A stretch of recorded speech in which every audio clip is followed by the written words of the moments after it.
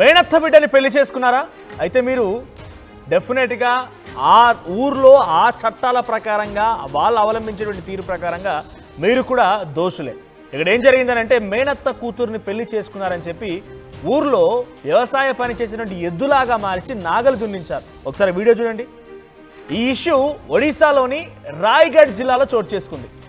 కంజా మజూరా అనేటువంటి ఆ గ్రామంలో దారుణం జరిగింది. నవజంటను నాగలికి కట్టేసి అక్కడి గ్రామ పెద్దలు కొట్టారు.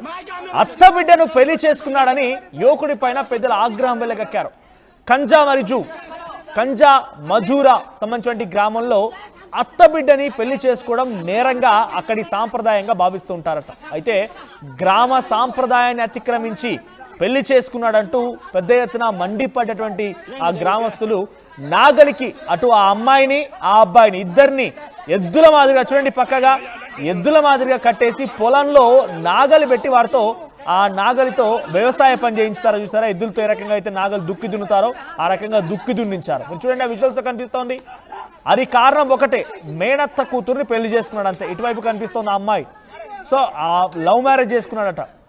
సాంప్రదాయాన్ని పక్కన పెట్టి వారిద్దరు కలిసి ప్రేమ వివాహం చేసుకున్నారట. అయితే ఆ సాంప్రదాయానికి విరుద్ధంగా చేసుకున్నారా అంటూ అందరూ కలిసి, ఊరి పెద్దలందరూ కలిసి ఒక చోట నిర్ణయించి వారిద్దరికి ఎద్దులకి కట్టే విధంగా నాగలి కట్టి వాళ్ళ మెడలు కూడా చూడండి, దాన్ని ఏమంటారంటే ఒక కట్టు తాడులా కట్టేశారు.